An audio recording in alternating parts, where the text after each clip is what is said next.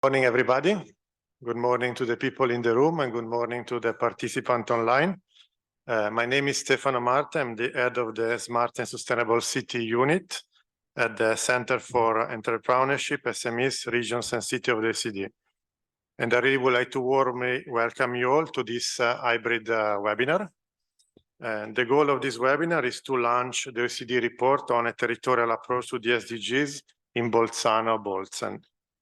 We just had a very interesting conversation with a local stakeholder and discussion about the findings of this report. This is the international launch of the book, and we have a very high-level panelist and opening.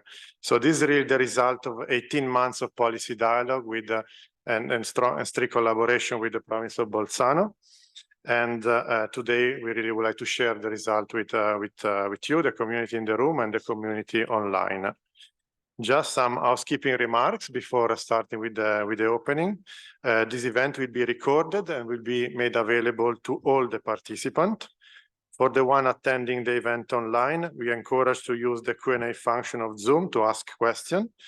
And for the one in the room, I would like to remind that there is interpretation in German and in Italian. So in terms of the agenda, we are going to start with the opening remarks. Then we will have the presentation of the key findings and main recommendation of the report, followed by a discussion with some key local, provincial, and national stakeholders that will discuss the recommendation and what they think and how we can follow up on this recommendation. Then there will be the two international peer reviewers that participated in this policy dialogue with Bolzano to provide some feedback to the report, and finally some Q&A with the participant and the concluding remark by the president of the province.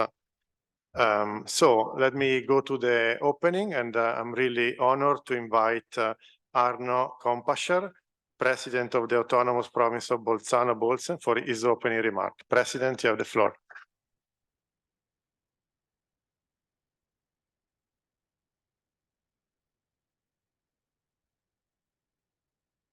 Dear Lamia Kamal Shawi, I hope she's connected with us. She's Director of OECD Center of Entrepreneurship, SMEs, Regions and Cities. Dear Enrico Giovannini, dear friend, may I say, Enrico Giovannini, Scientific Director of ASVIS and former, as we know, Minister of Infrastructure and Sustainability Mobility. Dear Roland Psenner, President of Europe Research. Distinguished guests, there are a lot of guests here in the room and connected online from politics, society, and dear participants, of course, of the various working groups. You did a huge job, you did a great work, and we will hear and see the results today. Thank you for that. Well, the Organization for Economic Cooperation and Development, the OECD, which is committed to the sustainability development of states and regions worldwide, has also accompanied South Tyrol on its path to sustainability. The first comprehensive report on the sustainability performance of the province of South Tyrol is now available. We will hear and see it today.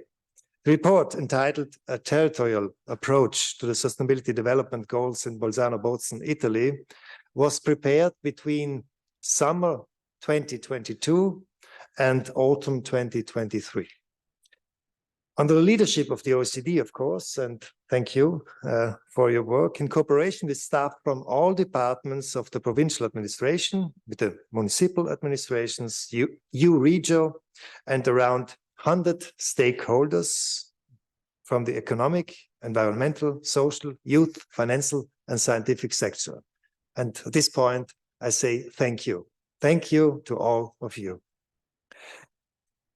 The report will look at the provincial effort already undertaken in the context of sustainability, as well as the examination of the quantitative indicators of the 17 Sustainability Development Goals, which we have been continuously measuring since 2020 as a part of our sustainability strategy. Furthermore, the efforts of the multi-level governance and stakeholders' engagement were checked and evaluated. And we know they're very important. So there will be no changing without a multi-level governance. And the most important thing is the stakeholders' engagement, when I think that all the citizens are stakeholders in this case. The journey to this point shows us our most important task, which we have to fulfill in the context of sustainability development. We have to do this together. This is the message. We will achieve our goals only if we are able to do this together.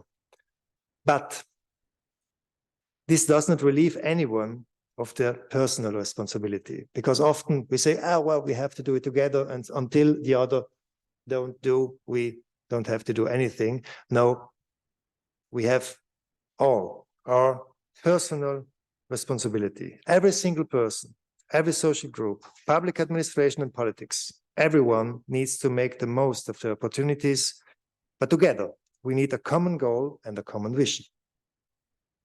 Our sustainability strategy, Every Day for Future, can be the vision. And the recommendations presented to us by this report are the result of this joint work. And at the same time, the challenges that we will have to be incorporated into the further development of the strategy.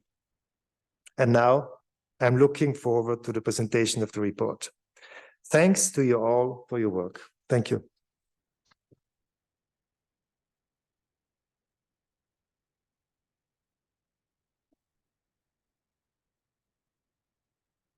Thank you, President. It's been really a great pleasure to work with you and with your team in this report.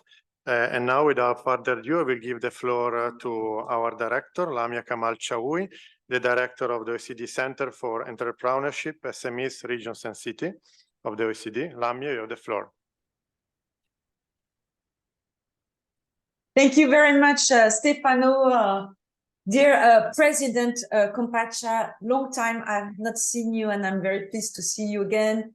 I don't know if Enrico Giovannini was able to join us, but dear former OECD colleague Enrico Giovannini, Scientific Director of the Italian Alliance for Sustainable Development, ASVIS, Mr. Pessner, President of OIRAC Research, dear ladies and gentlemen, dear colleagues, dear Stefano, of course, and dear Alessandra Proto, great pleasure to welcome you all to this launch of the OECD report, A Territorial Approach to the Sustainable Development Goals in Bolzano-Bozen, Italy, which is the result of an 18-month policy dialogue with more than 100 stakeholders. You just mentioned that, presidents, and I like very much what you have said. We have to do this together. It's not just, the initiative of the government. It should be a whole of government approach involving all the stakeholders. And this is what we have been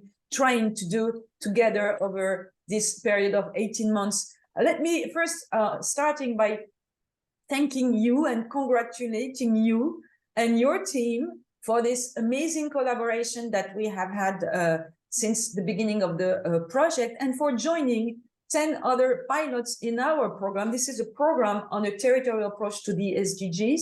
We did other things. We conducted 10 other case studies, but also we produced a number of other reports and tools. And you know very well, the beautiful region of Bolzano is not new to us at the OECD. We've had more than 20 years of collaboration through the OECD Trento Center for Local Development, which works very closely with the provinces of Trento and Bolzano-Bozen and the region of Trentino, Alto Adige, Südtirol. And with this new work that we're launching today, we've learned a lot. We've learned a lot from Bolzano's Sustainable Development Vision, your vision every day for future, which we believe is really a great example of how some national government can develop, implement, and monitor their SDG strategies. Of course, you will hear more from colleagues. You will have a more detailed presentation in a few minutes from Lawrence Gross and other colleagues. But let me just briefly highlight a couple of points to help frame the discussion today. 3 points precisely. First, about the generic context of this program.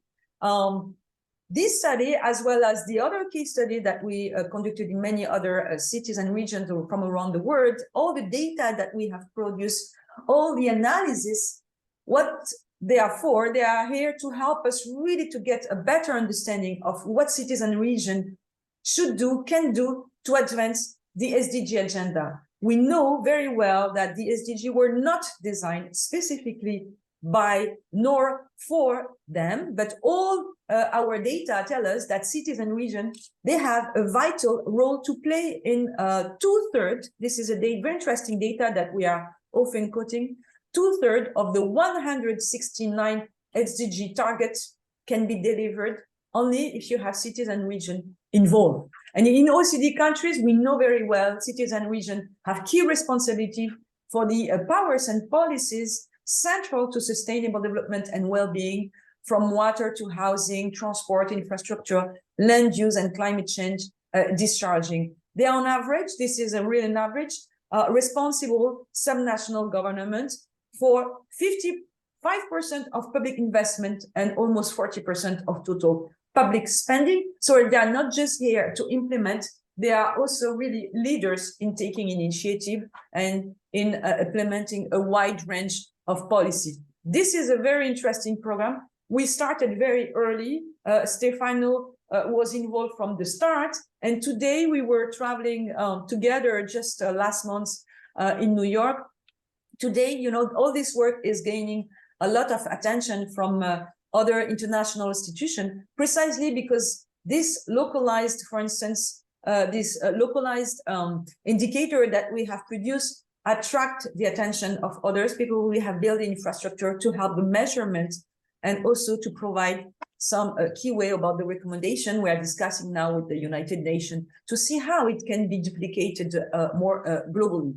The second point I would like to make is that Bolzano is a leader in many areas. And of course, you should be proud of that.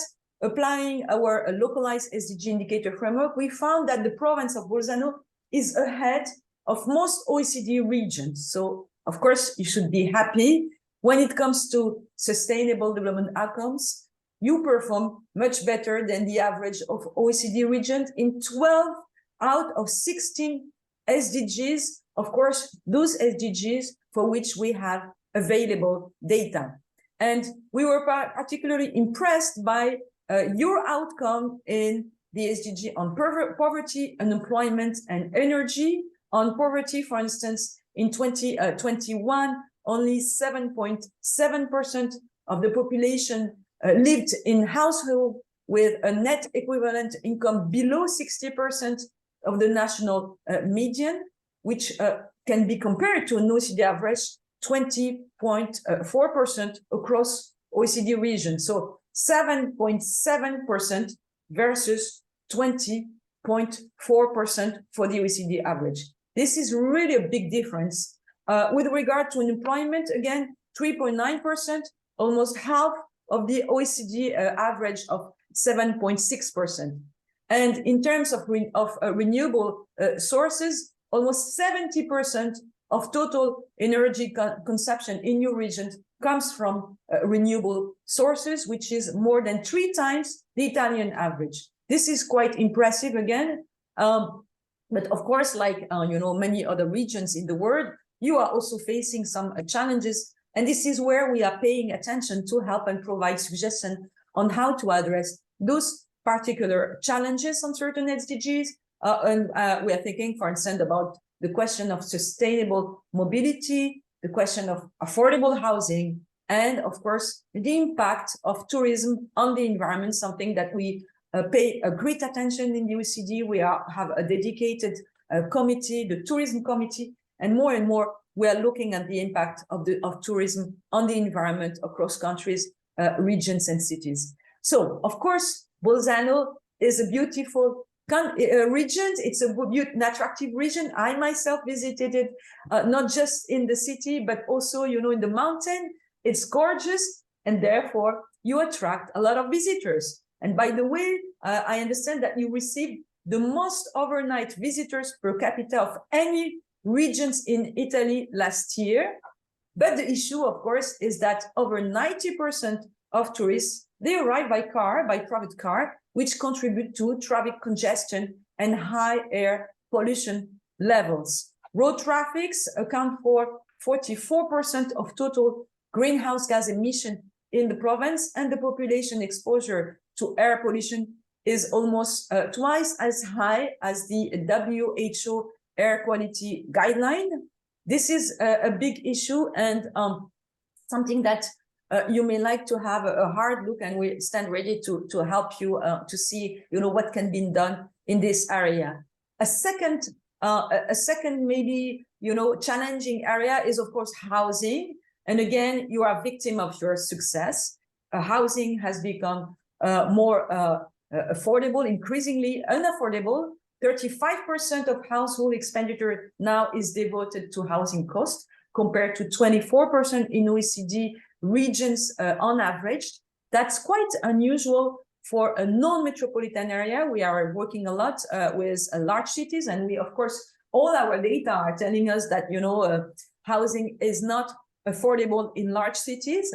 In general, in other type of regions is more affordable. But again, this is a specific cases that you have here in Bolzano, maybe the fact that you have less land available and you are victim of your success by attracting a lot of tourists. Again, an area where there might be some possible solution to address, and for which we will be very happy to exchange. Third point, how to make further progress on these SDGs. So in the report, we suggest a couple of policy recommendations. And of course, I'm not going to enter into detail. I'm just going to mention a few. For instance, we recommend the province expand low carbon mobility options to reduce reliance on private cars. For instance, by further increasing the share of electric and green hydrogen buses in the public transport fleet, and extending the cycling network. Again, we can provide you a lot of suggestions where this is being implemented and how. We also suggest promoting access to affordable and quality housing by repurposing existing space for housing, regulating short-term rentals. We have a lot of examples in many regions and cities, and implementing measures to mitigate the impact of high environmental standards on housing costs. The report also highlights the need to further promote the sustainable transformation of tourism.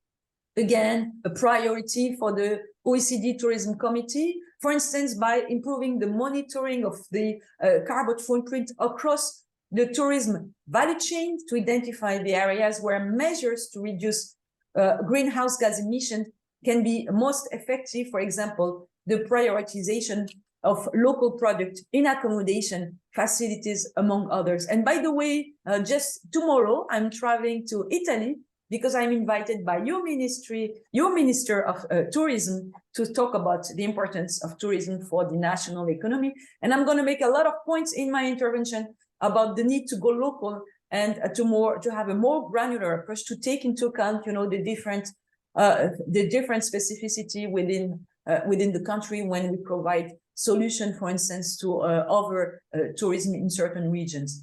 Well, these are only a few snippets from the report, but again, great pleasure to guide your efforts toward sustainability. And of course, we stand ready to support you going forward. Thank you so much.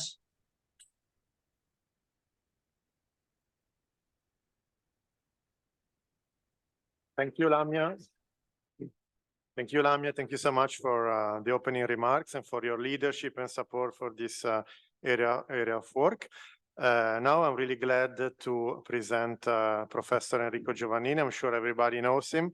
He's currently the scientific director of the Italian Alliance for Sustainability. He's former Italian Minister of Infrastructure, was the OECD chief statistician. So, Prof. Giovannini, we are really honored to have you with us today, and you have the floor for your opening remarks. Thank you very much. Good morning, everybody. I hope that you can hear me well and see me well. Yes, perfectly well. Great. It's really a great pleasure to be with you today, especially as the Italian Alliance for Sustainable Development is a good friend and vice versa of the provincial administration, not necessarily in terms of professional relationships, but in terms of cooperation and a symbiotic, I would say, view of where the future should be. Actually, during the festivals that the Italian Alliance organizes in the month of May, that lasts for 17 days, as many as the Sustainable Development Goals, the SDGs. There are several events in the province, but beside that, while I was minister, we had a lot of opportunities to cooperate, for example, on projects on sustainable mobility and so on. I think that this report, not only because I'm coming from the OECD, but I know very well the quality of OECD reports, perfectly fits in the overall discussion that Italy is finally taking care of on the way in which the Sustainable Development Goals and the 2030 Agenda should be embedded in national and regional policies. The Italian government has finally agreed, after 2 years of work, the new national strategy for sustainable development, which represents a big improvement vis-à-vis the previous strategy that was agreed in 2017, which was particularly weak. Now there is a clear indication of how the overall set of public policies should be coordinated, following the work done by the OECD, and also thanks to the support of the OECD on the policy coherence for sustainable development. This report will help, I'm sure, the new administration of the province to start in the right way, because it highlights how the different policies can be oriented to fit together and reinforce mutually the different actions, and also minimize the trade-offs, because the trade-offs exist. The key point is how the provincial policies can be coordinated with the national ones and vice versa. And here is where I see some risks, notwithstanding, as I said, the adoption of the new national strategy, because these concepts do not really look at the very top of the agenda of the national government, as we have highlighted yesterday in during the event where we presented our policy brief on with comments on the new draft budget law. The issue of policy coherence doesn't seem really at the core of the choices that have been made over the last year and are supposed to be made through the new budget law, because there are other pieces of legislation that look contradicting what the budget law says and vice versa.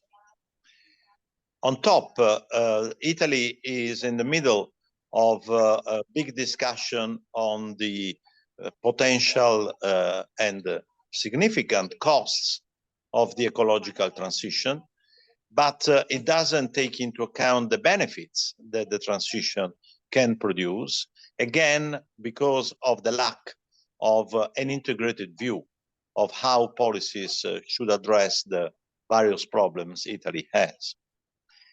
The Italian Alliance for Sustainable Development just published its report 1 month ago, where we highlighted several proposals on different fields on how to improve the situation of our country. We'll see whether these proposals will be used by the government, but we hope it will be used also by regional administrations. And this is why on 13th December, we will produce our territorial report with the state of art of the implementation of the 2030 Agenda for Sustainable Development in different regions and provinces in Italy. We are also doing a lot of work on training for public administrations, for companies, and I hope, and I'm going towards the conclusion, that the new regional provincial administration will benefit both of the OECD report and of the experience we have made around Italy on how to train people, how to design integrated policies for Bozen, but also going beyond the province. Let me just conclude with the hope that other regions will follow your example. We are helping some regions to go in that direction, but we should increase significantly the overall number of regions and provinces that deal with these issues seriously and with a real intention to orient policies and also individual behaviors towards a full sustainability of our development. Thank you very much.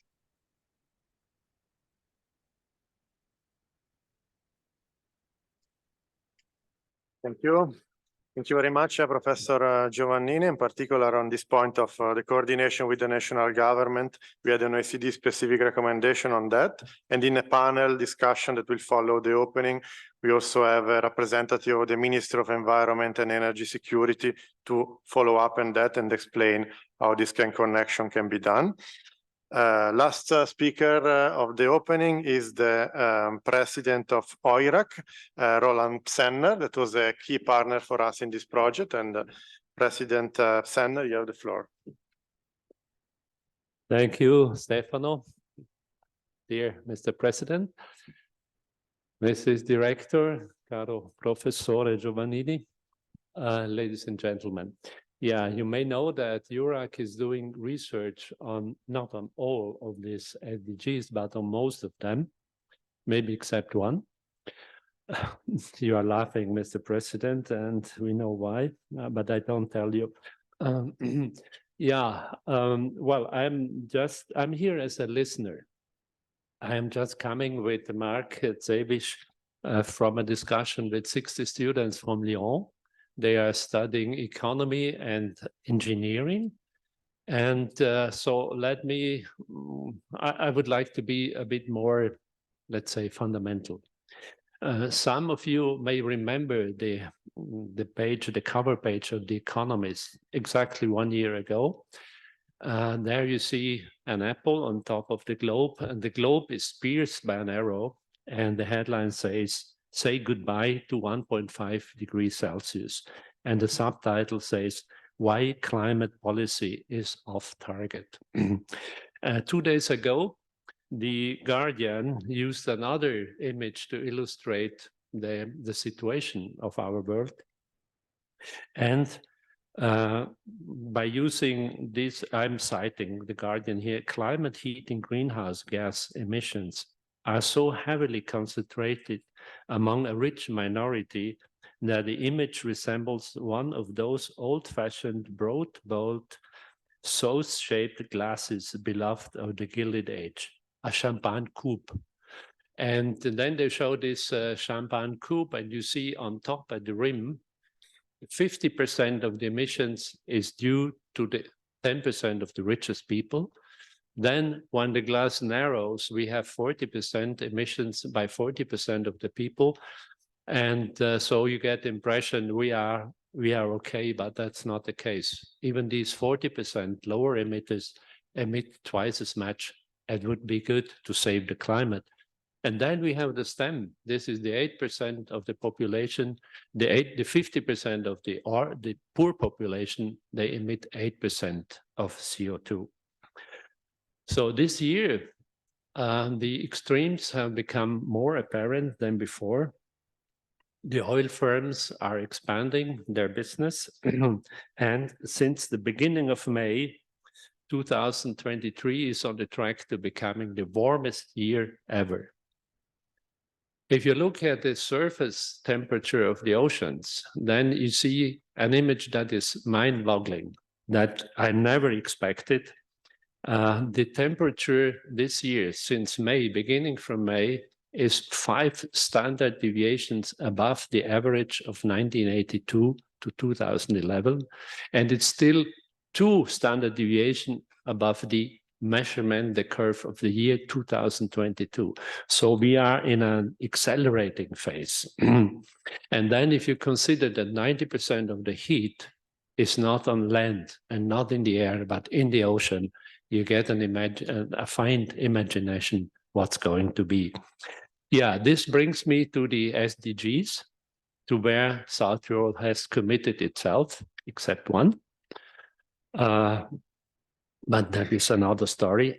So I cannot anticipate, that would be very bad if I would anticipate what you are presenting today. So I'm here as a listener. Therefore, I wish to thank the OECD for doing that job. I think it's extremely important to have supervision, to have control, and to have good data. So thank you for doing the job, and let's hear.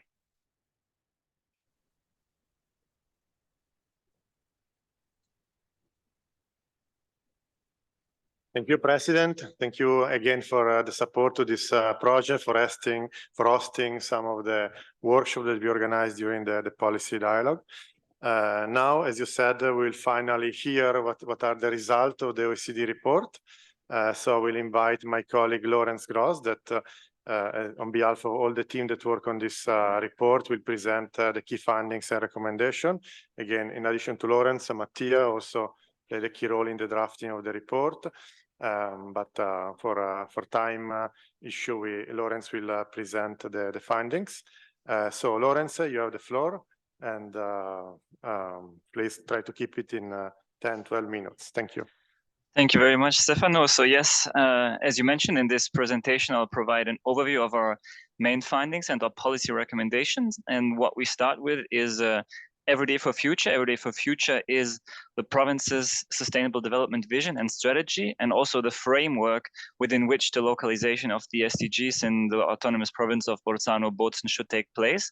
It was published in 2021 and defines 7 fields of actions derived from the SDGs framework, which the government considers to be the main priorities, respectively challenges of the province. And you can see them on the right side of the screen.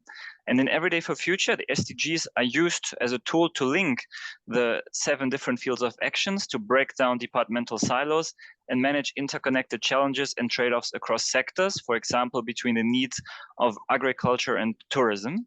And the strategy also contains specific targets and commitments for the years between 2021 and 2026.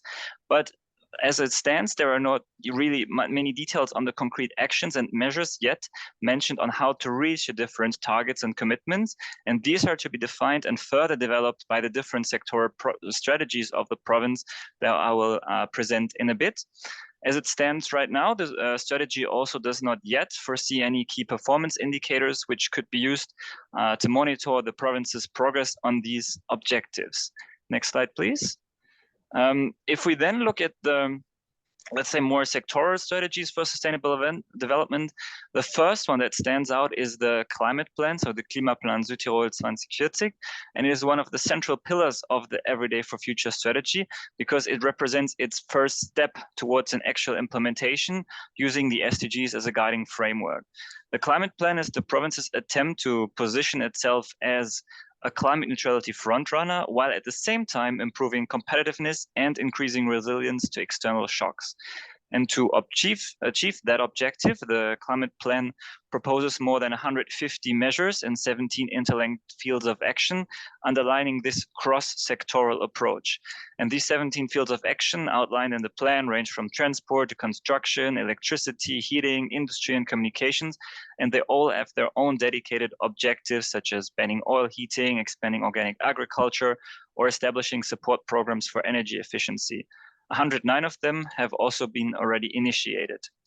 Then if we look at another important sector of the province, the agricultural sector, there's also a strategic plan for 2030 to make the agricultural sector more sustainable and address its main challenges, including land use, water resources, and the contribution to the greenhouse gas emissions of the province. Here, the strategy sets a common vision and specific goals to be achieved by 2030, including water and soil, climate change, and CO2 emission reduction. Measures include, for example, the development of a super-regional circular economy through the waste on water byproduct usage. While in this plan we see some synergies with other sectors than agriculture, we also see that there could be a further emphasis on KPIs and monitoring for this strategy. Then, as already mentioned, another key sector is the tourism sector, which currently is in a transition phase, trying to focus more on qualitative than quantitative growth. And several projects have been put in place by the province and provincial stakeholders to make the tourism sector more sustainable. This includes, for example, the Tourism Development Concept 2030, which is analysis of the main challenges of tourism in the province, such as the dependence on labor from abroad, seasonality, and the related difficult situation for workers, as well as impacts on landscape development and the environment that Lamia already mentioned. Another initiative is, for example, the establishment of the sustainability standard for tourism in South Tyrol, which defines specific criteria to be met in order to be classified as a sustainable tourist destination. Other relevant sectoral plans for sustainable development include a new sustainable mobility and logistics plan and the revision of the provincial social plan that were both approved this summer. Then another important aspect, if you see the next slide, is about the province's integrated activity and organization plan, which is a key multi-annual planning instrument. And one of its main elements is the provincial performance plan, which contains all of the government program and strategic orientation, as well as development priorities. And here, since the 2022 to 2024 edition of the performance plan, these strategic targets and development priorities that the province has developed must be assigned to the SDGs if the goal or the project relates to them, which allows to analyze to which extent the government program is already aligned with the SDGs and addresses these priorities. And there's also an annual performance report which complements this plan, and it is used as a tool to assess the interlinkages between the strategic goals and the SDGs. And what was seen in the last edition of 2022 is that already 62% of the strategic goals and 55% of the development priorities of the province are linked to one or more of the 17 SDGs. Next slide, please. Then, in our OECD program on a territorial approach to the SDGs, another very important aspect is the work on data and information. And in Bolzano, as already indicated, the Provincial Statistics Institute has developed the so-called SDG tracker, which is the province's SDG indicator framework, which contains data for 81 out of 248 indicators of the UN, including 240 individual measurements for those 81 indicators. It allows for comparisons with other Italian regions and the national average, as well as developments over time. What is also very interesting is that data and metadata are accessible to the public, which provides transparency and allows for the public use of data. However, despite this vast availability of the data, the tracker has so far not really been used to conduct actual analysis for policymaking purposes and assess the strengths and weaknesses of the province. And for that purpose, our report has a dedicated section on the performance of the autonomous province on the SDGs in comparison with other OECD regions. And as already highlighted by Lamia in the opening, if we compare the performance of the autonomous province to regions in Italy and the OECD, we see that the province of Bolzano performs better on average in 10 of the 16 SDGs for which we have data in comparison to Italy, and even 12 of the SDGs if we compare it to the average of OECD regions. The main strength were already mentioned by Lamia, so I'll not go into the details right now, but I have some more slides which show you what exactly made us realize these strengths. So, for example, the first one is the low share of relative poverty. We see that less than 8% of the population in the autonomous province live below 60% of national median disposable income, compared to the OECD average of over 20%. So that's quite an impressive figure that we see there. And then another important aspect of the people dimension of the SDGs is about SDG 2 on zero hunger. And here we see an agricultural productivity considerably higher than the OECD average, as well as good results in health for SDG 3, such as a low infant mortality rates and a rate of active physicians that is above the OECD average. Then in terms of education, which is SDG 4, we see that only less than 80% of the labor force in the province have tertiary degrees, which could be an important driver for innovation and economic growth in the province. Next slide, please. Next slide. When we look at the environmental indicators, we see that in 2019, the province had more than 90 motor road vehicles, so cars, registered per 100 inhabitants, compared to an average of less than 40 in OECD regions, contributing to 44% of greenhouse gas emissions in the province and leading to traffic congestions. We also see a waste generation rate above the OECD average, pointing towards some space for improvement in terms of SDG 12 on responsible production and consumption. At the same time, while the autonomous province has one of the lowest levels of CO2 emissions per gigawatt hour of electricity produced, the satisfaction rate of the population with efforts to preserve the environment reached only 44% between 2008 and 2018 on average. So that's also quite significant number to look at. And then on the next slide, the third dimension we look at is the prosperity dimension. And here, if we start with the first SDG that is part of this dimension, the SDG 7 on affordable and clean energy, we see very good results. In 2021, the share of renewable sources in the final energy consumption of the province was about 70%, which is more than 3 times the Italian average. And all of the electricity produced in the province came exclusively from renewable sources, in particular hydropower. Then in 2021, the province also ranked among the bottom 20% of OECD regions regarding unemployment rate, which was almost half the OECD regional average. But then, as already indicated by Lamia, housing is becoming increasingly unaffordable, with 35% of household expenses dedicated to housing costs versus 24% in OECD regions on average, which also led to the fact that less than 50% of the population were satisfied with housing affordability between 2008 and 2018. And then also this aspect of air pollution generated partially by the traffic, but also by the agricultural sector that has already been pointed out. And then on the next slide, the last, let's say the last slide on the performance, we see good results on peace and safety, which is SDG 16, low homicide rates, and also a high perception of safety. But if we look at the institutional indicators such as confidence in the national government and the judicial system, we see a performance that is lower than in OECD regions on average. I think the last point on SDG 17 I can skip in the interest of time. So we can go to the next slide and talk about another very important aspect of our work and of our report, which is about multi-level governance, which has already been mentioned in the opening. And if we look at the governance across different levels of government, we see in collaboration with the national government that there is synergies that could be further exploited between the province and the national government for implementing the National Sustainable Development Strategy, Italy's overarching strategic framework to guide the implementation of the 2030 agenda. For example, in contrast to other Italian regions, the province has no formal agreement with the national government to advance a common vision and identify areas of cooperation on sustainable development.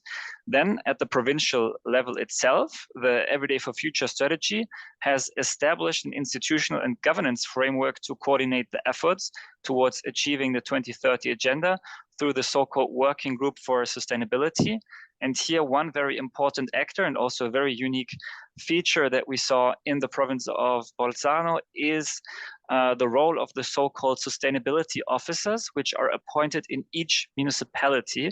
So each municipality has a dedicated officer for sustainability, whose tasks include the facilitation of collaboration between municipalities in the province, development of municipal strategic development for the SDGs, as well as other awareness-raising activities on sustainable development. And then lastly, the Autonomous Province also participates in several transnational and interregional cooperation programs on a variety of topics that are or implicitly linked to sustainable development, including innovation, sustainable tourism, climate change, and community-led development. Next slide, please. Then, before I come to the conclusion, the last aspect that I want to mention is about stakeholder engagement, because in our program, we see that the civil society, that academia, and the private sector, they all are key actors when it comes to implementing the 2030 agenda. And the civil society organizations in the autonomous province were, for example, engaged in the development of Everyday for Future through different participatory processes, and they were also represented in the province's sustainability days that were organized last autumn. And then the province has furthermore supported the setup of the South Tyrol Network for Sustainability, which is now called La Rete, and it's a platform for civil society organizations to enhance their advocacy efforts for sustainable development. Another unique feature of the province is the Research Alliance for Sustainability, which is a network that brings together the main provincial research institutions, including universities, to raise awareness of the SDGs and to provide policy advice to the public and the private sectors. And the private sector, we've also engaged with several private companies that have engaged in sustainable business models, but it was reported by them that there currently is a lack of established criteria to assess the sustainability performance of companies in the province, especially among small and medium-sized enterprises. And also we saw that the financial sector has started funding sustainable development projects, but they as well mostly follow ESG criteria, so that this common understanding of the SDGs as a framework that everybody works with is not yet 100% in place. So this was, let's say, our analysis. And then lastly, we'll have a look at the policy recommendations that we have derived from our analysis according to 5 blocks that you can see in the middle of the slide. And then first, our first recommendation on policies is that we suggest to define concrete measures across the 7 fields of action of Everyday for Future to respond to the province's challenges related to the main topics of sustainable mobility, tourism, agriculture, and housing. And these are notably those measures that were already highlighted by Lamia. And you can find many more details on the measures, on the specific measures in our report, and we can also discuss later during the discussion. And the second very important recommendations that we have in the report is to really identify and manage the synergies and trade-offs between measures that are foreseen in the different sectoral plans. For example, if you look at addressing housing affordability while adapting buildings to climate change, if we look at fostering sustainable mobility while managing the influx of tourists and maintaining the competitiveness of the agricultural sector while trying to reduce greenhouse gas emissions at the same time. So really looking at these interlinkages and finding measures to address them will be very important in the future. And then my last aspect before was on the multi-level governance and the stakeholder engagement. And on multi-level governance, one of the recommendations is to strengthen the collaboration with the national government for a shared commitment to achieve the SDGs, to improve policy coherence across levels of government. And along those lines, the report also advises to strengthen the coordination and capacity of the provincial working group for sustainability that I briefly mentioned before. Then, since KPIs and monitoring were one of the areas where we saw potential for further action, the report also recommends to assess the implementation of Everyday for Future and the climate plan by integrating key performance indicators into the SDG tracker, so that we really connect the SDG tracker that already exists and the strategies that already exist and make them more interlinked in the future. Other recommendations relate to the integration of an SDG budgeting into the provincial performance plan, using Everyday for Future as a framework to enhance strategic alignment between public and private actors, and clearly defining the roles and responsibilities of all actors involved in the Everyday for Future initiative. So I invite you all to take a look at the final report. From what I understood, you have the final report in front of you in the room, and it's also now available online for further details on all these recommendations. So we have a dedicated section in the report which presents more specific actions to put all these recommendations that I was just able to briefly present in place. The stakeholders that we need to implement those, as well as international good practices of other regions and cities that have already worked on similar projects. So thank you very much, and I'll hand back over to Stefano for the panel discussion.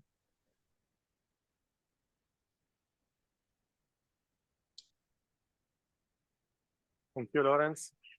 Thank you very much, Lawrence. I see that there are also some questions online.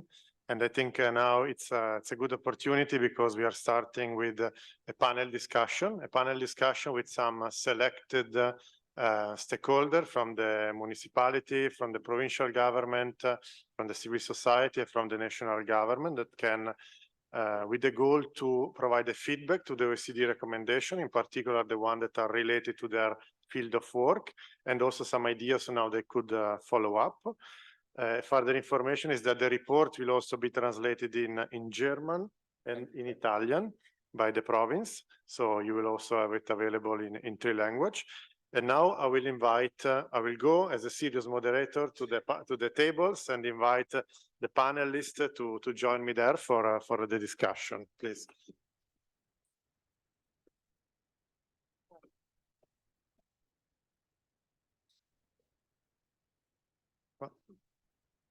So we first have, I will invite Alexander Steiner, General Director of the Autonomous Province of Bolzano, Anna Bombonato, Policy Officer, Minister of Environment and Energy Security Italy, she's online. Then we have Elide Musner, member of the core group of Sustainability Officer that perhaps can answer to one of the questions online on the role of the Municipal Officer for Sustainability. We have Federico Giudice Andrea, there you go, that will, the president of the South Tyrolean Economic Association. We have Elisabeth Ladisner, Vice President, South Tyrolean Umbrella Organization for Nature and Environmental Protection, and Anna Cassarini from South Tyrolean Federation for Social Affairs and Health. So I have a question for each of you, and I will start with Alexander Steiner. So Alexander, 1 second. So basically, with Everyday for the Future and the climate plan, you have 2 cross-cutting plans in place that aim to break silos and promote an integrated approach. How do you strike the balance between this integrated approach and the sectoral policy that are still needed? And how can the OECD recommendation on managing synergies and trade-off between these measures can help you with your work on this? Yeah, thank you in the beginning for the great work you've done. And yes, it's a very good question, because normally there is this integrated approach of the SDGs, and we have also here in the province the reality that we are organized in silos, and that's the challenge to do that we have to do. We have to organize also the administrative work, therefore that we break up these silos, and therefore when we do these things, we have also organized us as self. We have this SDGs aims and to engage and also to realize these goals. We have made these points on our monthly agenda of also the director of the departments, and therefore we have also installed in collaboration with Klaus Ecker this a monitoring tool, and every 2 months, 3 months, we have it fixed on the agenda to monitor how these goals that are committed are reached. But you have these 2 plans, you said, and you can say one plan is Every Day for Future, and with Every Day for Future, see here also Timon, we have organized with our ASTAT, which is the regional statistic organization. We have installed this SDG tracker, which measures effectively how these goals are implemented in our daily work. And then we have also planned, we have these 2 very important plans here. We have also the climate plan 2040, and is also planned to initialize also a monitoring system with the beginning of December. And this is also one of the great things if you want to reach and want to concretize these goals, you have to measure what you do, because we have also seen it also in the performance plan. We rearranged and we managed this performance plan, and we've connected the performance plans to the SDG goals and to the SDG aims. And therefore we can measure in every time with the implementation of this of the Friday Every Day for Future plan, which is this plan. And we think that they are not contrariety, but they are comprehensive. And therefore also, if we identify and manage the things where we have to put on our focus, we can let them work together. And that's the base also for the policy, which has then to take these decisions, because for good decisions that you have it also in the OECD, better policy for better life, that's also our game. Because we have these very important strategic plans, and also Lawrence Gross has named a few of them, but there are a lot of more of them. We have our president said, make an analyze all the plans we have in the province. And we have recently made a new landing page, where we collected all the strategic plans of the province, because we have seen the agriculture plan, we have seen the social plan, we have seen a lot of the mobility plan, and every plan was organized with each which his aims, which with the goals, but every plan was created as a single plan. And therefore we said we have to put them all together, because most of our directors of the department didn't even know all the existence of all these plans. Therefore there was the input of our regional government, and they said, please create this new landing page where we collect all these plans to improve and also to facilitate the interconnection of these plans. And we made this, but we are just in the beginning. We have now this Every Day for Future plan, we have the climate plan, and we started with the implementation, and we focus every month, every 2 months, what is done in the meantime.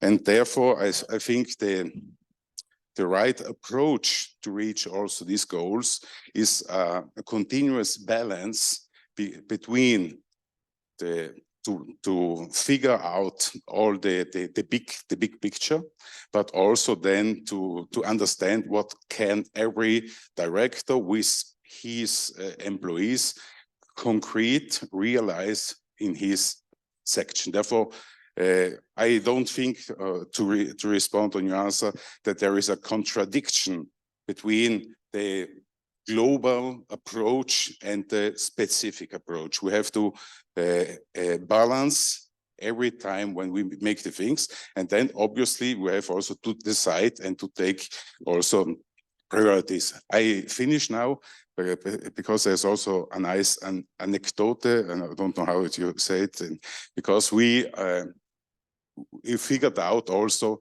a new approach to our administrative work. And we said also this so-called VVW, which is the meaning of Vertrauen, Vereinfachen und Weglassen. And I traduced it today in English, and the English word is SDO, non-SDGs, which is simplify our work, simplify our procedures. Thank you. Then trust. We say we've made also a great organization with all our directors, and we said we have to. The base of our administrative approach has to be trust in ourselves, but trust also in the citizens to reach the goals. And then was admit to leave all the things we don't need. We have them to admit in the future, and we see it every week also when we discuss with the president.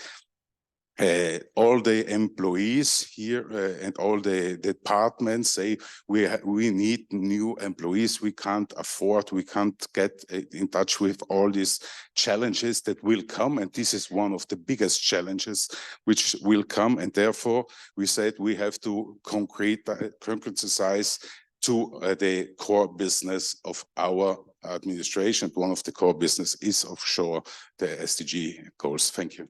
Thank you. Thank you very much, General Director. I'm happy to see that the approach is also in line with the OECD recommendation on that. The next panelist is Anna Bombonato, who should be online, and she's policy officer at the Italian Ministry of Environment and Energy Security.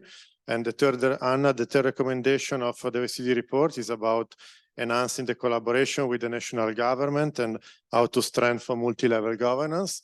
Is also a point that was mentioned and reiterated by Giovannini in his opening. So can you tell us your view on how the province of Bolzano and the national government can work together moving forward? And if you can stay in 5 minutes, because we are running a bit out of time now, please. Okay, good morning, everybody. Thank you very much for the invitation to take part in this panel. And also would like to congratulate with the province of Bolzano for the great work done so far and the results already achieved for the localizing of the SDGs. Answering to the question, we can see many opportunities for the Autonomous Province of Bolzano to strengthening multi-level governance on the SDGs, in particular in the framework of the implementation of the National Sustainable Development Strategy. This strategy represents the overarching framework for the implementation of the 2030 agenda in Italy. It was approved firstly in 2017 and its first revision this year in September. So in both cases, also thanks to a huge participation process that involved the central and territorial administrations and civil society. The revised strategy provides also a set of indicators and targets for the integrated monitoring of the achievement of the SDGs at national and territorial level. It also includes a national action plan for policy coherence for sustainable development that can support through specific instruments and mechanisms the implementation of the strategy. As mentioned, the program represents the main outcome of a project carried out by the ministry in collaboration with the OECD and funded by the DG Reform of the European Commission. We can say that this strategy represents not just a document, but a sort of system, a sort of living matter that constantly develops with the contribution of all the actors involved. And in this perspective, regional and local authorities have a key role, a vital role, as said before, in the implementation of the national objectives and in the localizing of the SDGs in Italy. For this reason, since 2018, the ministry put in place a wide number of actions and initiatives aiming at supporting regions, autonomous provinces, and the metropolitan cities for the implementation of their own strategy for sustainable development. Starting from the creation of a multi-level governance mechanisms, and focusing on three main transversal directions of actions: policy coherence for sustainable development, culture for sustainability, and participation. The ministry provided financial support through cooperation agreements subscribed with all the regions and the Autonomous Province of Trento and the 14 metropolitan cities after a call or proposal, and also provided technical support with the aim of promoting synergies between national, regional, and local policies and spaces for dialogue through the implementation of interinstitutional tables, working groups, peer learning initiative, workshop, etc. And some of the main results of these initiatives are that all the 19 regions and the 2 autonomous provinces and the 14 metropolitan cities are defining and implementing their own territorial strategy. 15 regional strategies have been approved so far. The strategies of the 2 autonomous provinces and 8 of 14 strategies of the metropolitan cities. But we can mention also the strengthening of the multi-level governance, the strengthening of the collaboration between administrations and research institutions and organizations, the improvement of spaces for dialogue structured inside this administration. With regard to the next steps, the ministry for the next month will be aimed at implementing the program for use of fund for measures and interventions to promote sustainable development. That include many initiatives, for example, agreements with central administration on the topics of communication, education, awareness, and participation, and the delivery on new collaboration agreements with regions, autonomous provinces, and the metropolitan cities. In conclusion, we will be very glad to strengthen the collaboration with the Autonomous Province of Bolzano. We are already in contact with them for this purpose, starting from the new collaboration agreements that can offer to the province of Bolzano the opportunity to strengthen the mutual commitment in the localizing of the SDGs through the dialogue and collaboration with the other administrations, many occasions of peer learning, a wide variety of instruments and mechanisms already developed at national and territorial level to enhance, for example, policy coherence, multi-level collaboration, sustainability assessment for public policies, integrated monitoring of sustainable development, etc. On the other side, we will be glad to take the opportunity to enhance the process with the contribution of the province of Bolzano itself. Thank you very much. I will also provide some links in the chat connected to the strategy for the use of the participants. Thank you very much. Thank you, Anna. Thank you so much. I think it's a very useful intervention, and I see many opportunities moving forward in the framework of the revision of the strategy. Now we move from national to local to municipal level. We discuss a lot about the role of the sustainability officer in the municipality as one of the main innovations of the province of Bolzano, compared also to the analysis we are doing in the other cities and regions. So the question for Elide would be, our 4th recommendation suggests to strengthen the coordination and the capacity of the provincial working group of sustainability. Where do you see the potential role of the municipal sustainability officer in the working group and in the implementation of the everyday for the future? Elide, you have the floor. Thank you.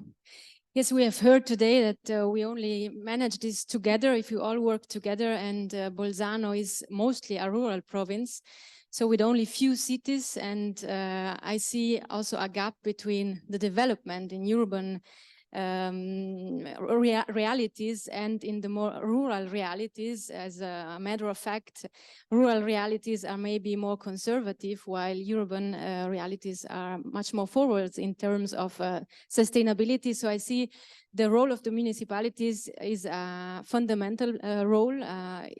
They are a fundamental player in this process towards the implementation of Everyday for Future strategy.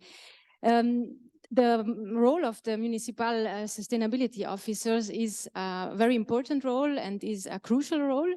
They are local promoters, so they somehow fill a gap which can exist between the central coordination and the rural areas. And we want to implement the strategy in all the territory and not just on some spots. And so the officers in this way are this link between the central coordination and the sustainable strategy in the local areas. Yes, let's just take the examples. The problematics are very similar, but with different characteristics. If we see the mobility or the housing problems, we have both problems in both realities, but with different characteristics, and we need to approach them. If we want to improve, we need to approach them with the right approach and understanding the realities overall in the rural areas.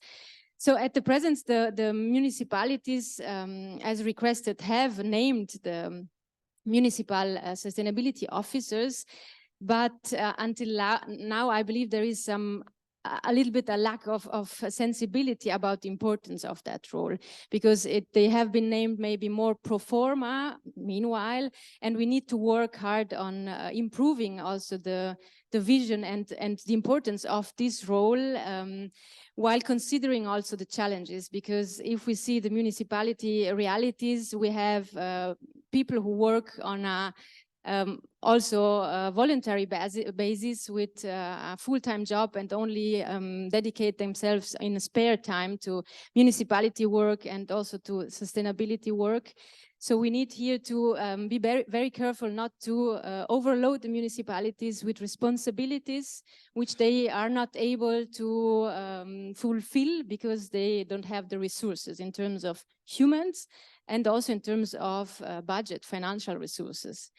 So as recommended in the fourth action recommendation, we need a proper budget. We need to spend money and to give money to municipalities if we really want them to bring forward the Everyday for Future strategy, because we cannot achieve anything on a only voluntary basis and endorse on a voluntary basis. We have heard this morning a question, how do we improve the commitment? And I believe that money is improving a commitment, because we cannot do anything without a proper budget. Of course, this means also that we need to shift priorities, because if we need budget for sustainability, this means we take away the money from somewhere else. And here we need to work very much also considering the municipality and the municipal realities. What are our priorities? We need money to invest in sustainability. This means we need to take it away from some other projects which belong to an old world and are not actual anymore. So this is maybe the main challenge we need to face. So in the end, yes, the potential is here. The potential is very high, but we need to institutionalize the importance of the sustainability officers, and we need to design the strategic role and embed it into the administration of the municipalities.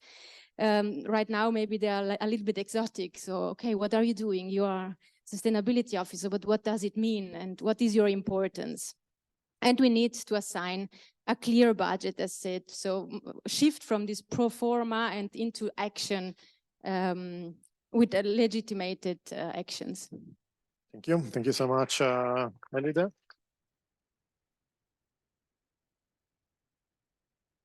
And the OECD recommendation can help you in the next step. Now we are moving to Federico Giudice Andrea, the president of the South Tyrolean Economic Association. And the 8th OECD recommendation aims to enhance the strategic alignment between public and private actors through Everyday for Future in particular. How could a dedicated platform that brings together the municipalities, the provincial government, the public and the private sector can help? And what could be the role of the private sector on that? Thank you. First of all, my regards to everybody. Yes, dialogue is important, as we say, essential. But I believe that in future it is important that dialogue between stakeholders from different areas and sectors does not take place only in one platform. but that this cooperation should be promoted at different levels. One platform alone will not be able to accomplish this task because the issues are very complex. Therefore, many different approaches are needed, and stakeholders should be involved also in the early decision process. Some concrete initiatives foreseen by the Climate Plan, such as the Stakeholder Forum, the Citizen Climate Council, have already been worked out in very concrete terms and will begin to work in the next year, the new year. It is important that these platforms, such as Stakeholder Forum, not only serve to exchange ideas, but also should be used to get the expertise of different sectors in order to incorporate it into the various lines of actions. The private sector can offer a high level of expertise in different areas. The ideas, but also should be used to get the expertise of these sectors in order to incorporate it into the various lines of action. We have many experts in companies, in business associations, who can provide input on very specific sustainable issues and help to find solutions to make our region increasingly more sustainable.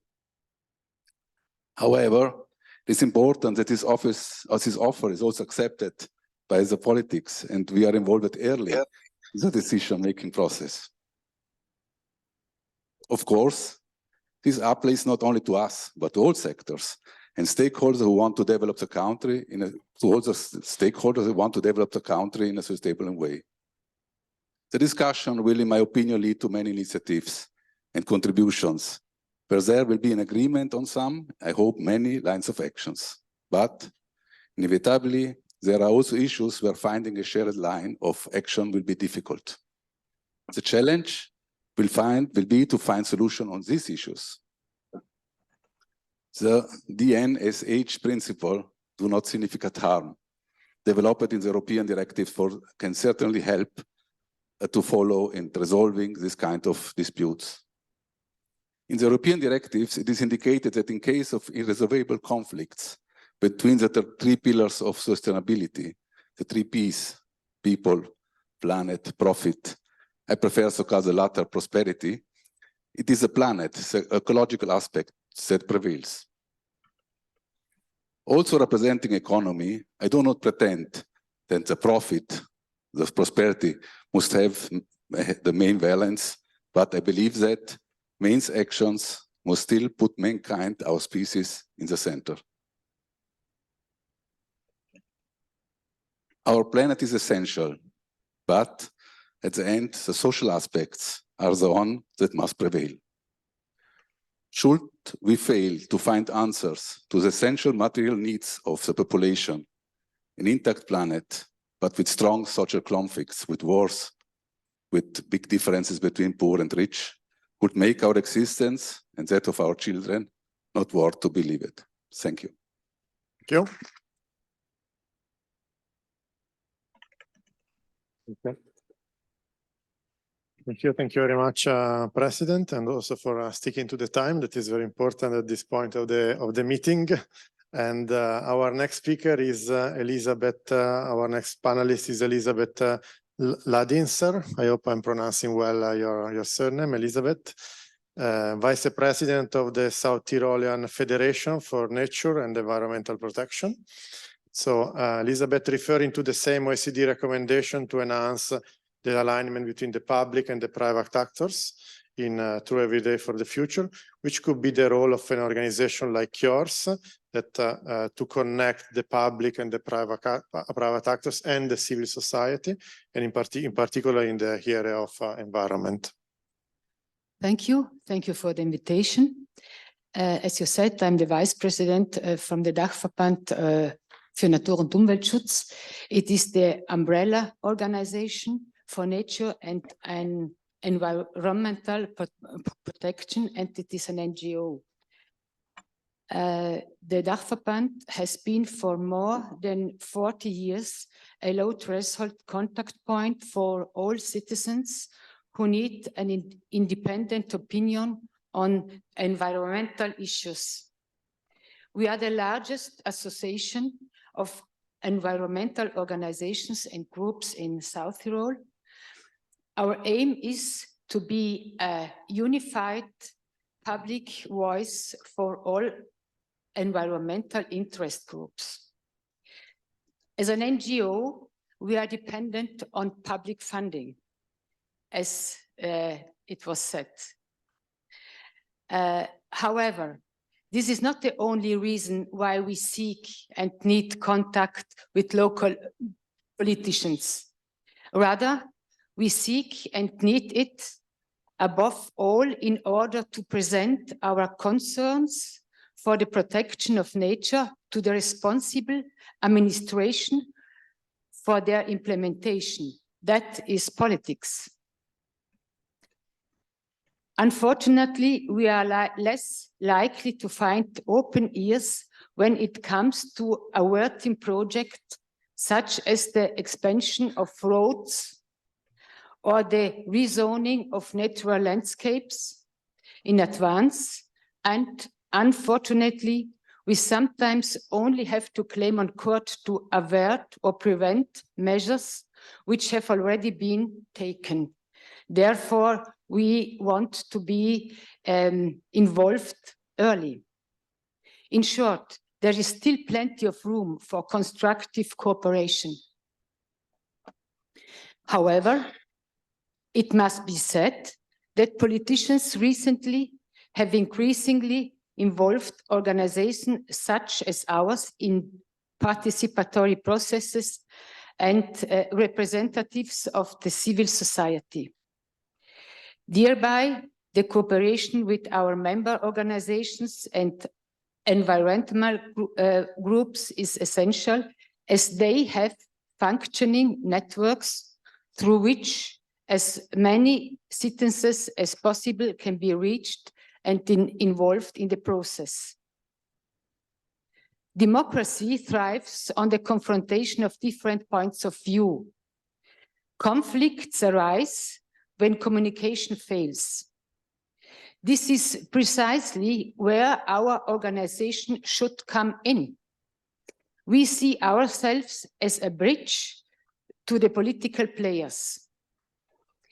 In this role, we could develop a common strategic alignment through a constructive, solution-oriented exchange of ideas between politics and civil society. This requires transparent structures and, in any case, sufficient and early communication and information, for example, about projects which have already been planned. We therefore expect more active, cooperative communication from politicians. And next point, we are an NGO with many volunteers. However, all these tasks and issues can never be carried out purely on a voluntary basis. It is therefore absolutely essential that these structures like ours receive reliable financial support from the local government in order to be able to plan long-term.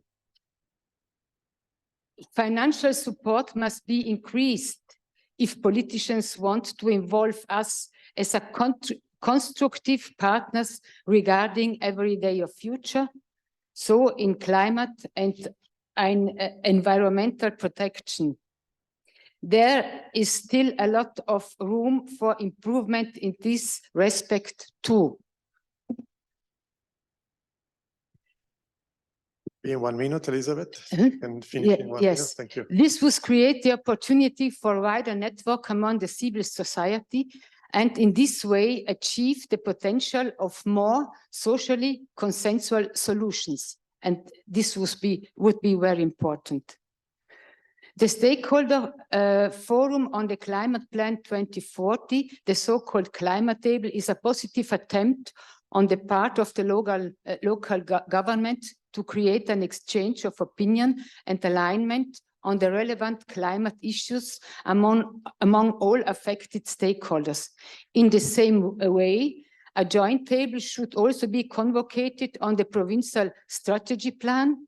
I mean, belonging spatial planning issues, on the provincial mobility plan, and the many issues relating tourism, the biggest problem in my eyes.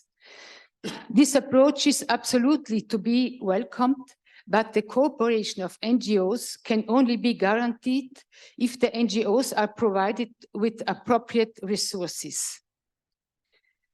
I repeat, our association as a platform for all voices in environmental protection is prepared to play an active and constructive role. However, this requires resources. This demand is directed to the political players in our country, in whose hands it lies to implement all wonderful sounding plans for environmental and climate protection, the climate plan, mobility plan, and so on, and not to let them gather dust in a drawer. As this OECD report clearly stated. However, it requires courageous and energetic players, especially in politics, but also in civil society. Thank you. Thank you. Thank you very much, Elizabeth.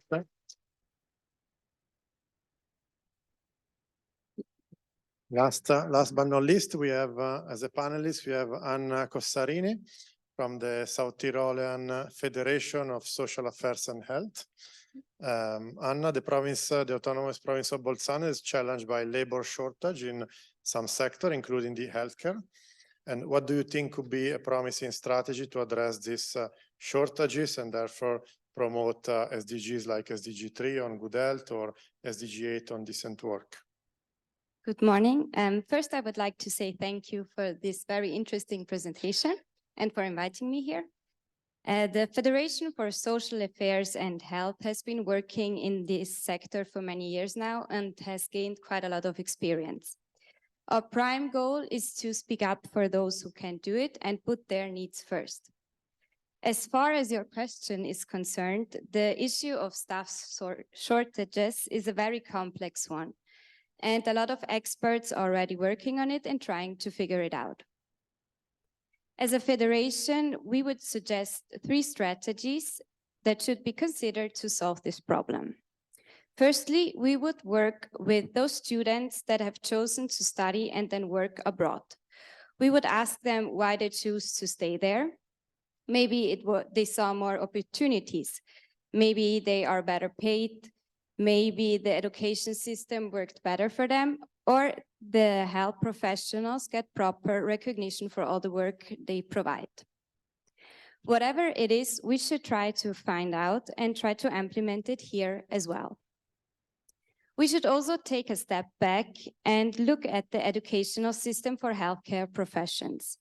It would be recommendable to make it as attractive as possible by inviting interesting speakers, by providing access to technology, or having students do a lot of practical experience. Giving them more insight into the working life in South Tyrol, we might increase the likelihood that they will want to stay in the area. Secondly, as a society, we need to develop a more open working culture. This means that since our students often don't come back to work here, we should be more welcoming to people working from outside our borders and try to integrate them as much as possible. I know this sounds easier said than done, but seeing as our students often choose to stay abroad, we need to keep an open mind and invite others to work here. Finally, an important area that often is forgotten is prevention. If we invest more money, more time, and more resources in educating our society and making sure that their health literacy, their awareness, their sensitivity is increased, we could prevent certain diseases. Everyone should take more responsibility for their own health and ideally incorporate preventative measures into their lives and lifestyles. This will automatically reduce the need for people to seek medical attention or aid, and therefore reduce a part of the problem of staff shortages. As the saying goes, and that's how I want to conclude, the best doctor is the one that has no patients. Thank you very much. Thank you. Thank you so much.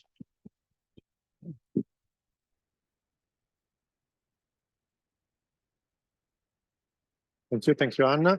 And I would thank all the panelists. We are running out of time, and we can conclude with the two peer reviewers and the president now.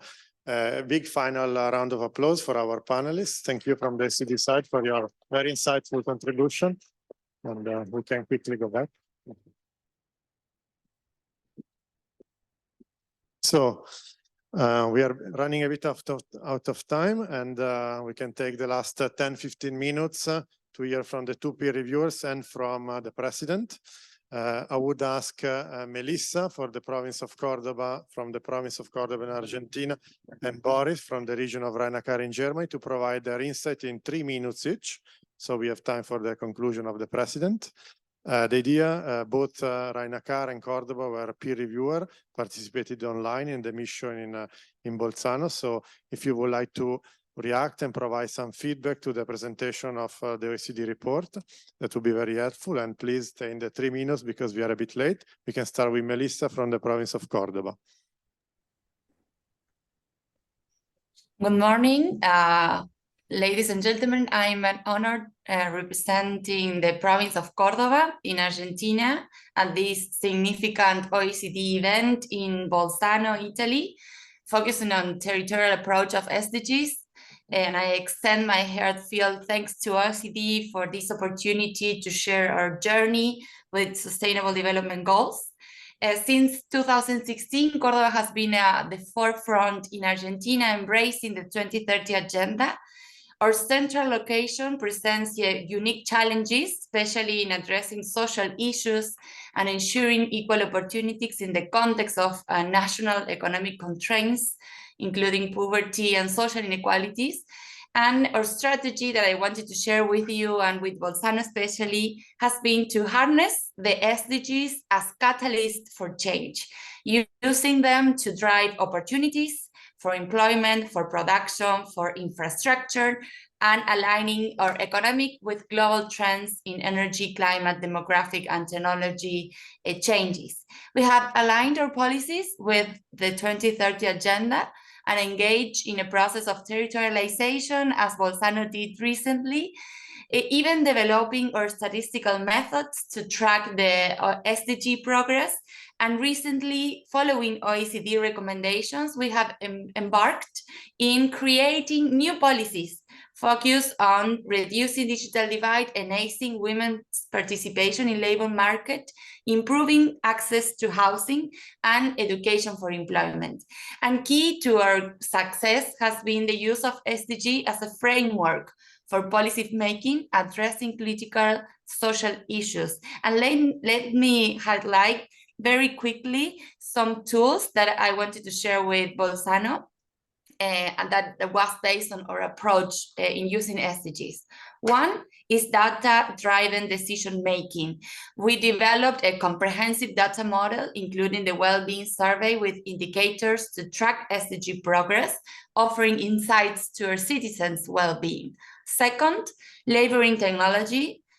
We have developed a single citizens base and integrating data system that helps us in order to identify needs and informs targeted government actions. Third, the multi-actor and multi-level governance, as it was mentioned in by several persons before. We collaborated with international bodies like OECD, UN, also with the national authorities, and engaged with more than 400 local governments to tackle strategic issues, and also working very closely to the private sector, the academic sector, and NGOs. And the last, fourth element and key element is the budget alignment with SDGs. Our budget process is closely aligned with SDGs, ensuring our financial resources are strategically used to support our sustainable goals. So, to conclude, Cordoba experience, we came a very humble way to offer our valuable insights for Bolzano, especially in tailoring policies to local needs and using SDGs as a versatile framework. Our data-driven approach, collaborative governance, and budget alignment strategies are aspects that Bolzano can adopt. We also focus on building public-private partnerships to foster economic growth. So, and for example, a critical area for Bolzano, as it was said in the report, is promoting agricultural competitiveness while reducing carbon emissions. Or we have launched our competitiveness agency established by law, and it has successfully integrated various sectors such as agricultural and industrial, but also having this sustainable vision. So this model also could be beneficial for Bolzano, facilitating links with the primary sector and in order to have competitiveness and sustainable. So in conclusion, as we enter this decade, which is the decade of action, we are convinced that rational and sustainable governments like us, like as Bolzano and other governments that have been part of this territorialization process of SDGs, we are leaders in advancing the 2030 agenda. So we are able and we want to share our experience with each other from Córdoba to Bolzano, but also learning from Bolzano and demonstrate how localized actions can contribute significantly to global sustainable goals. Thank you very much. I hope I keep in the time. Thank you, Melissa. Thank you very much. Thank you also for providing very specific tools based on the recommendation we provided to Bolzano. Our last speaker is Boris Schmidt from the Metropolitan Region of Rhine-Neckar in Germany. Boris, you have the floor, and also for you 3 minutes to provide some advice to the province of Bolzano based on the OECD report. You have the floor, Boris. Yes, thank you, Stefano, Mr. President, ladies and gentlemen.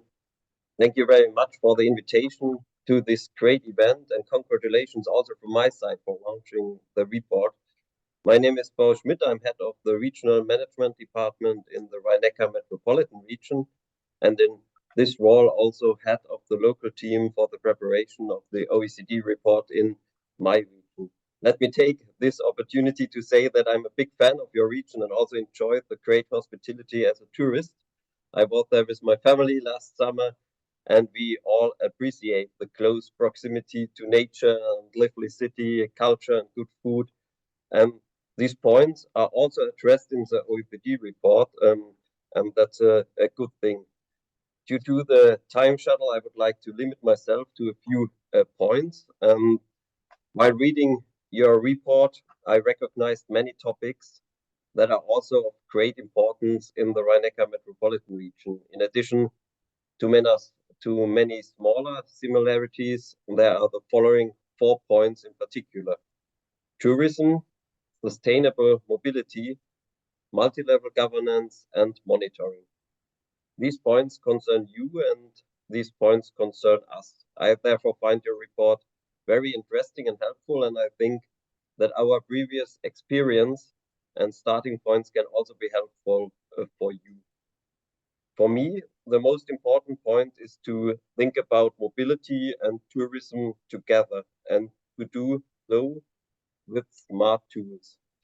This is a major key to an optimal visitor experience, a customer journey, a major key to a quality tourism and acceptance of tourism by the population, and a major key to greater sustainability. We are working on this on the big scale with the expansion of cycle paths, the introduction of hydrogen buses, and a Rhine-Neckar mobility pact. This mobility pact is a contract between the municipalities, public transport providers, and the federal states.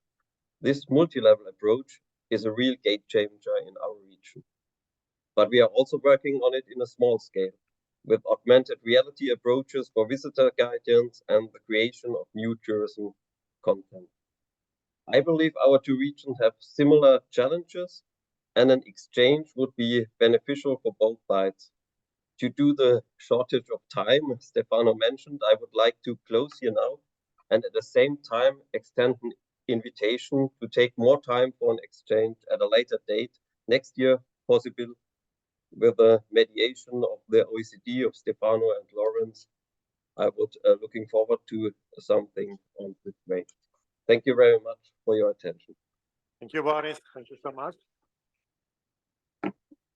Thank you for the invitation to continue this dialogue with the province of Bolzano that I think can be very fruitful. So my last message is the thank you before giving the floor to the president for the conclusion. I would like to thank very much the province of Bolzano for this amazing collaboration, Klaus and all his team. I would like to thank all the participants because it's been, as also discussed before this launch, a very participatory process, and we still recognize many faces that were in all the meetings. A big thank you to Mattia, that was a key pillar of the team, Alessandra for the support from Trento, and the team in Paris, Lawrence, that was the lead author of the report, Alina, Josh, Oscar, and Sojin, Aziz, and Lamia for the support. Thank you again. We are going to record this webinar so we can make it public after. And President, thanks in particular to you for this collaboration and the support, and you have the floor. Thank you.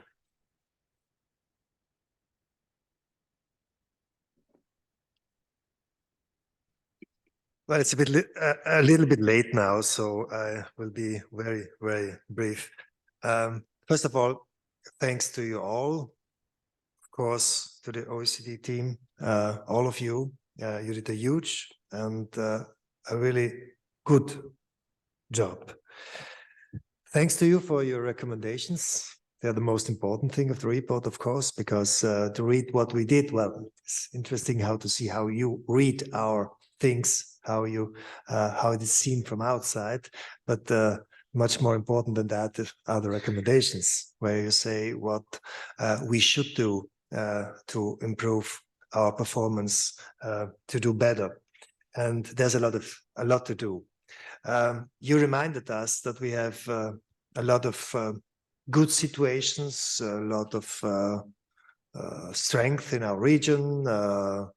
We know that, but there is no area where we are perfect and we are the best in the world, because sometimes we think this about us. Yeah, we are so good. No, there are some good points, but there are some challenges too. And you mentioned them. It's mobility, it's tourism, agriculture, housing.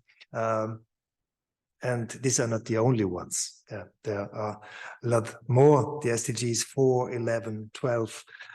And it's not only that, you gave us recommendations on these areas. Yeah, so these are very important. Thanks to the panelists for your recommendations, your asks and needs. Well, everybody of us asked for more participation, more involvement, earlier involvement. Yeah, I can understand. We can understand that. It's natural, it's obvious, and it's true. But it's not so easy to manage that. We know that, and this is one of the things we have to face, to work on it. We have this now this stakeholders forum. I hope it will be possible to change things, to make things better using this platform. And of course, it will not be the only platform and the only way to come in dialogue, to talk to each other, to listen, and to try to improve our action, to do better. Budget. We need budget. It's the lady Melissa from Cordoba said it's a decade of action.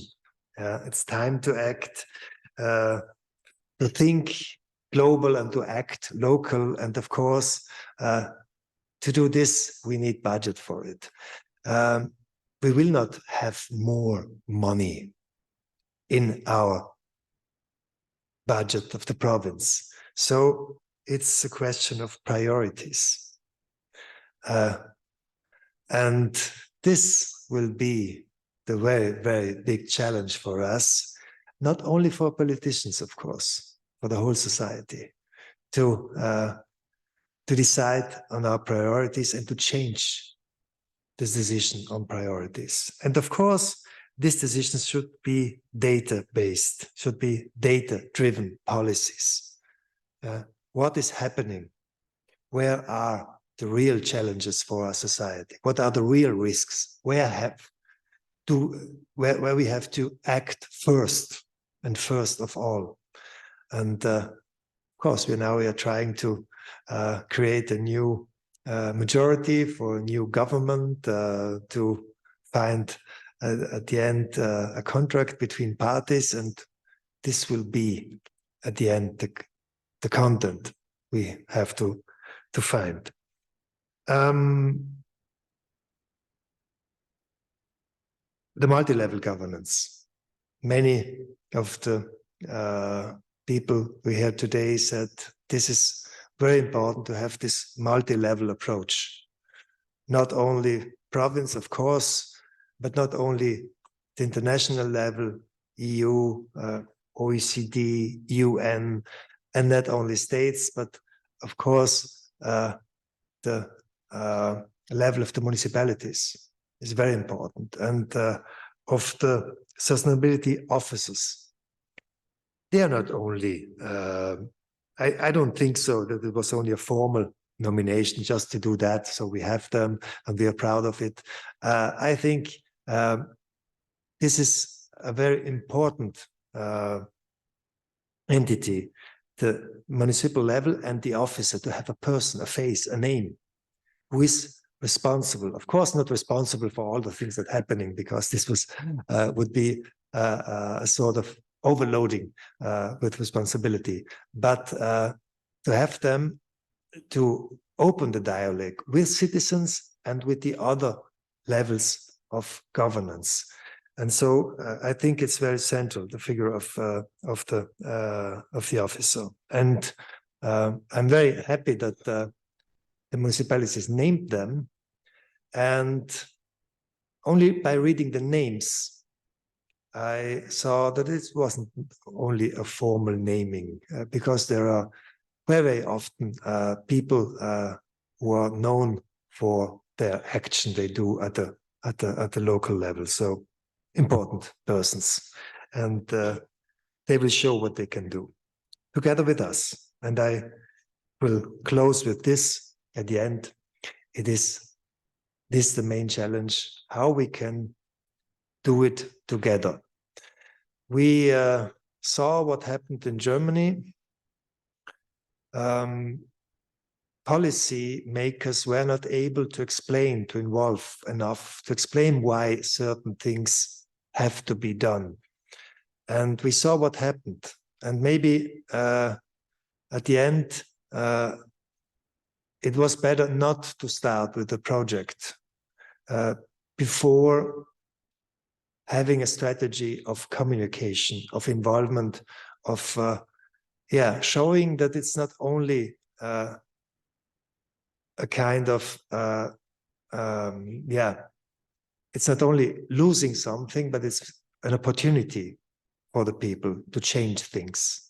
And we have to try to be able to show this every time when we have to change things, to show the opportunities, the possibilities, the maybe the possibility to increase the competitiveness of our companies, for example.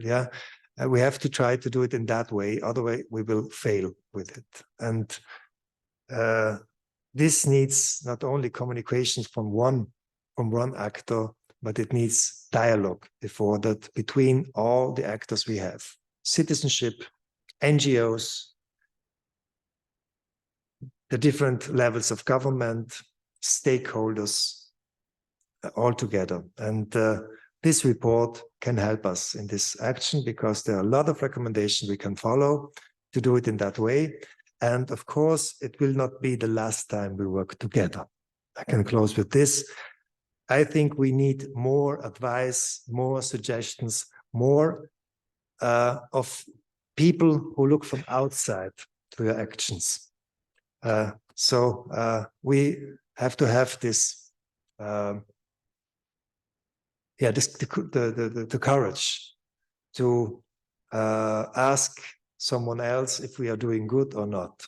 And we have to have the courage to say when things have to be changed, and we have a lot of things to change. So thank you for that, and wish you a nice day, and wish a nice working together. Thank you.